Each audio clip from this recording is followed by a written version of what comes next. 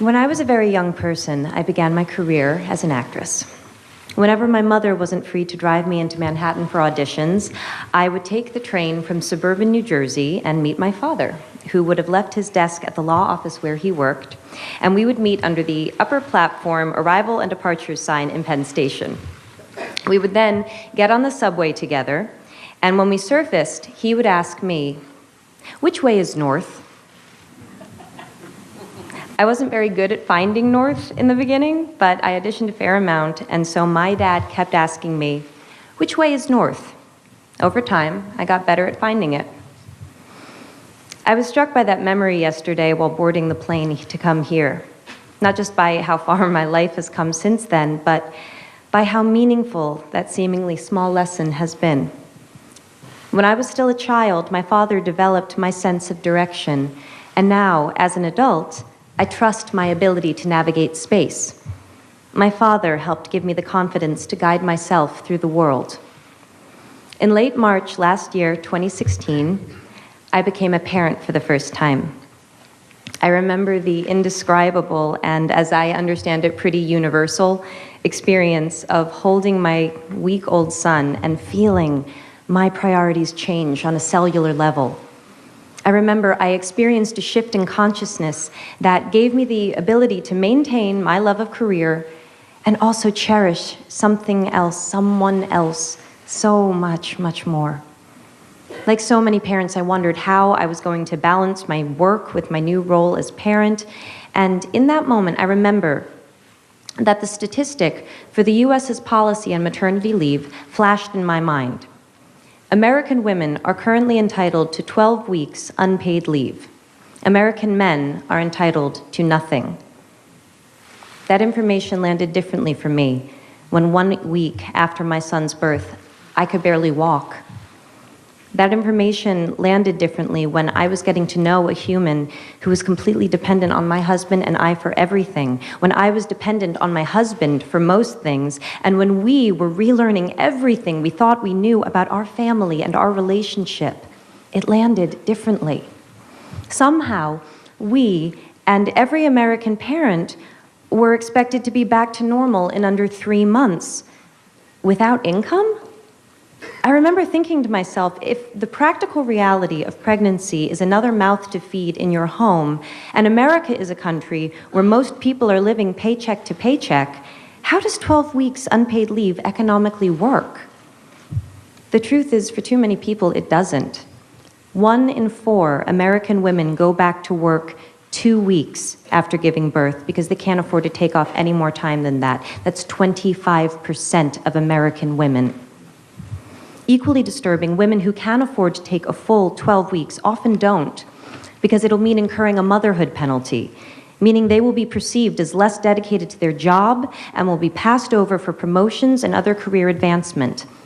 In my own household, my mother had to choose between a career and raising 3 children, a choice that left her unpaid and underappreciated as a homemaker, because there just wasn't support for both paths.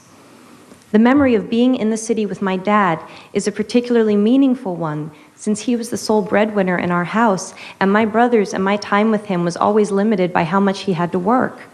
And we were an incredibly privileged family. Our hardships were the stuff of other families' dreams. The deeper into the issue of paid parental leave I go, the clearer I see the connection between persisting barriers to women's full equality and empowerment and the need to redefine and in some cases destigmatize men's roles as caregivers. In other words, thank you.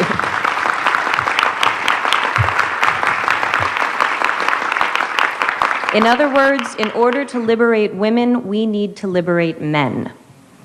The assumption and common practice that women and girls look after the home and the family is a stubborn and very real stereotype that not only discriminates against women, but limits men's participation and connection within the family and society.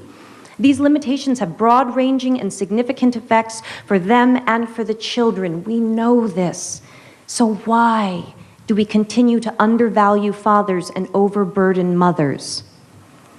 Paid parental leave is not about taking days off work.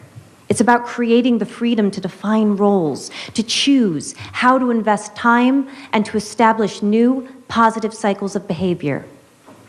Companies that have offered paid parental leave for employees have reported improved employee retention, reduced absenteeism and training costs, and boosted productivity and morale. Far from not being able to afford to have paid parental leave, it seems we can't afford not to. In fact, a study in Sweden showed that for every month fathers took paternity leave, the mother's income increased by 6.7%. That's 6.7% more economic freedom for the whole family. Data from the International Men and Gender Equality Survey shows that most fathers report that they would work less if it meant that they could spend more time with their children. And picking up on the thread that the Prime Minister mentioned, I'd like to ask, how many of us here today saw our dads enough growing up?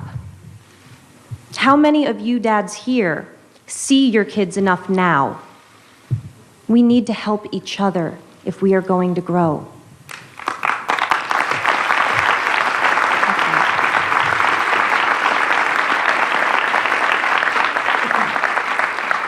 Along with UN Women, I am issuing a call to action for countries, companies, and institutions globally to step up and become champions for paid parental leave. In 2013, provisions for paid parental leave were in only 66 countries out of 190 UN member states.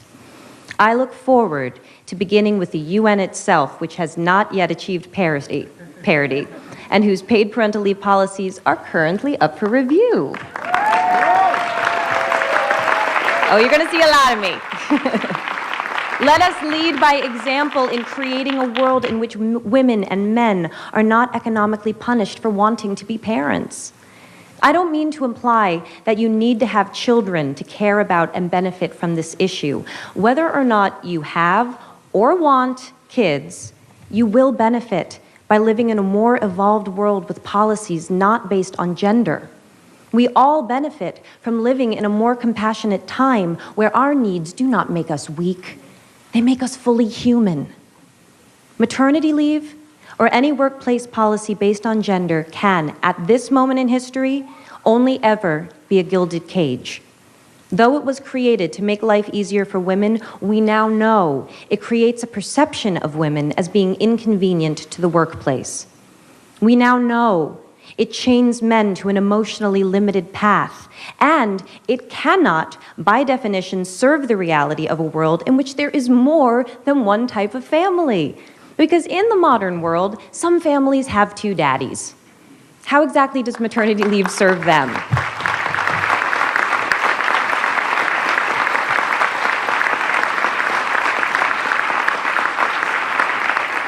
Today, on International Women's Day, I would like to thank all of those who went before in creating our current policies. Let us honor them and build upon what they started by shifting our language and therefore our consciousness away from gender and towards opportunity. Let us honor our own parents' sacrifice by creating a path for a more fair, farther-reaching truth to define all of our lives, especially the lives of our children. Because paid parental leave does more than give more time for parents to spend with their kids. It changes the story of what children observe and will from themselves imagine possible. I see cause for hope. In my own country, the United States, currently the only high-income country in the world without paid maternity, let alone parental leave, great work has begun in the states of New York, California, New Jersey, Rhode Island, and Washington, which are currently all implementing paid parental leave programs. First Lady Chirlane McCray and Mayor Bill de Blasio have granted paid parental leave to over 20,000 government employees in New York City. We can do this. Bringing about change cannot just be the responsibility of those who need it most. We must have the support of those in the highest levels of power if we are ever to achieve parity. That is why it's such an honor to recognize and congratulate pioneers of paid parental leave like the global company Danone. Today, I am proud to announce Danone Global CEO Emmanuel Faber as our inaugural He for She thematic champion for paid parental leave. As part of this announcement, Danone will implement a global 18 weeks, gender-neutral, paid parental leave policy for the company's 100,000 employees by the year 2020.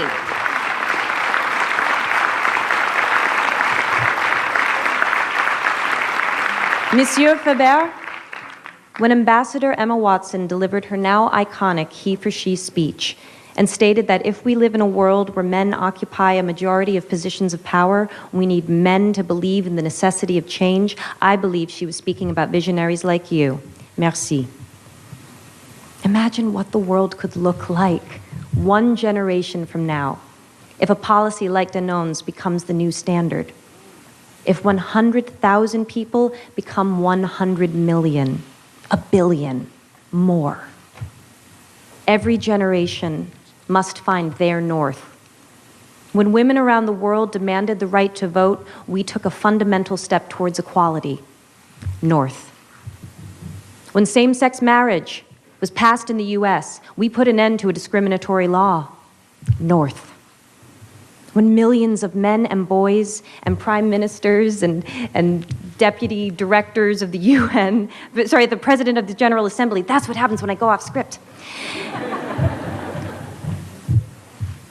When men, like the men in this room and around the world, the ones we cannot see, the ones who support us in ways we cannot know but we feel, when they answered Emma Watson's call to be he for she, the world grew. North. We must ask ourselves, how will we be more tomorrow than we are today? The whole world grows when people like you and me take a stand because we know that beyond the idea of how men and women are different, there is a deeper truth, that love is love and parents are parents. Thank you.